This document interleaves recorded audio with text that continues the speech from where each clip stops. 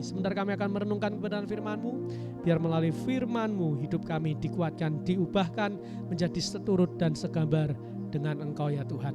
Terima kasih Tuhan, berfirmanlah kami siap mendengar, hanya di dalam nama Tuhan Yesus kami berdoa dan bersyukur. Dan setiap kita yang siap mendengar firman sama-sama kita katakan amin. Haleluya, haleluya, haleluya. Puji Tuhan, saudara-saudaraku yang dikasihi Tuhan, Shalom. Hari ini senang sekali saya Pastor Yuel boleh melayani Bapak Ibu saudara-saudara di dalam ibadah menara doa pada siang hari ini.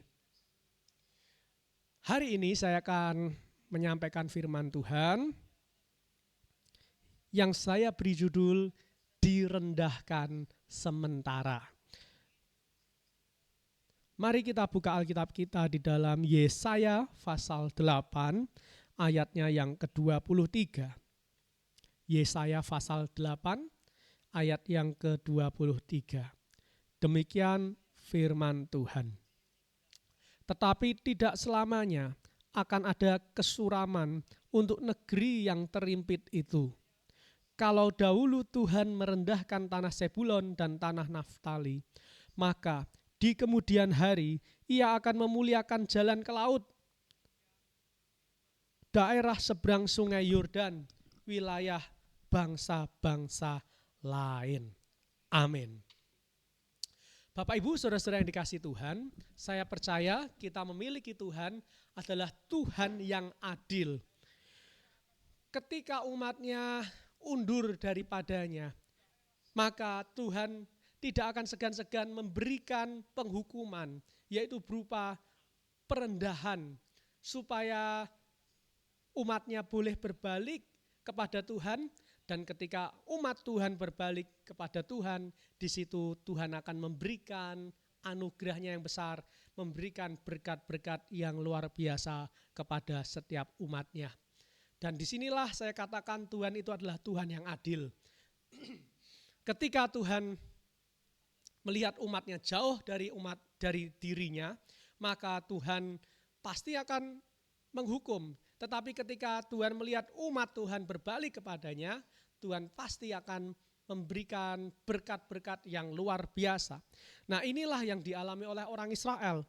Ketika itu banyak bangsa atau umat Israel yang tidak taat oleh Tuhan. Umat Israel banyak yang tidak taat kepada firman Tuhan. Sehingga Tuhan terpaksa merendahkan untuk sementara umat Israel. Bagaimana caranya Tuhan merendahkan? Tuhan merendahkan umat Israel dengan memberikan kemenangan kepada musuh-musuh orang Israel. Tetapi pada saat peperangan itu ada beberapa orang yang terluput, ada beberapa orang yang selamat di dalam peperangan itu. Mereka enggak meninggal, mereka enggak mati dalam peperangan. Nah, di saat itu mereka yang terluput, mereka mulai bertobat, mereka mulai kembali lagi mendengar suara firman Tuhan. Mereka mulai kembali mencari wajah Tuhan. Dan ketika Tuhan melihat orang-orang yang terluput itu kembali bertobat kepada Tuhan, Tuhan siap untuk memulihkan keadaan orang Israel. Dan saudara-saudara, demikian juga dengan kita.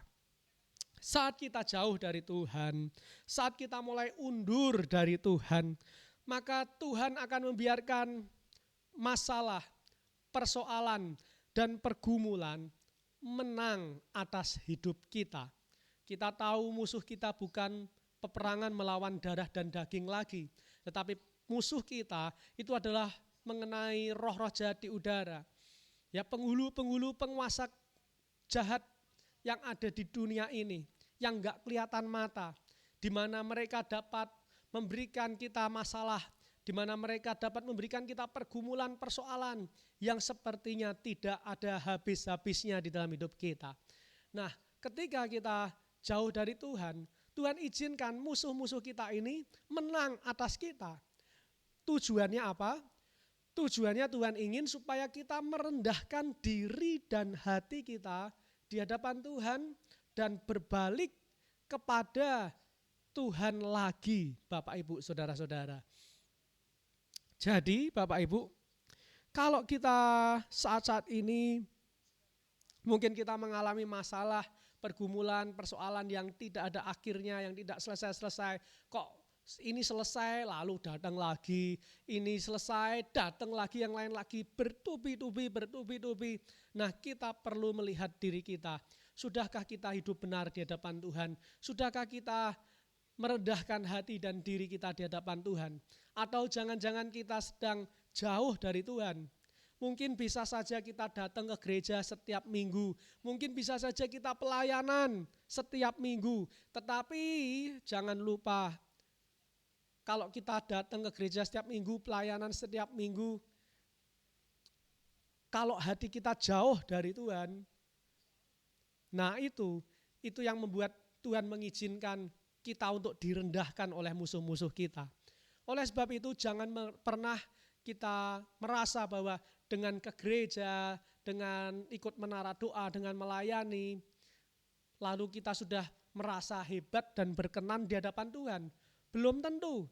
Kalau kita melayani, kalau kita datang ke gereja tidak dengan hati yang sungguh-sungguh kepada Tuhan, semua itu di mata Tuhan sia-sia. Karena Tuhan tidak berkenan sebetulnya kepada korban-korban persembahan. Tuhan lebih suka kepada kita memberikan korban, yaitu hati kita dan hidup kita kepada Tuhan. Sehingga saudara-saudara, kalau kita mau datang kepada Tuhan, kembali kepada Tuhan, bertobat, berubah, hati kita ubah, bergantung kembali kepada Tuhan, maka saya percaya masalah pergumulan persoalan saudara-saudara Tuhan akan angkat dan Tuhan akan berikan saudara-saudara kemenangan demi kemenangan.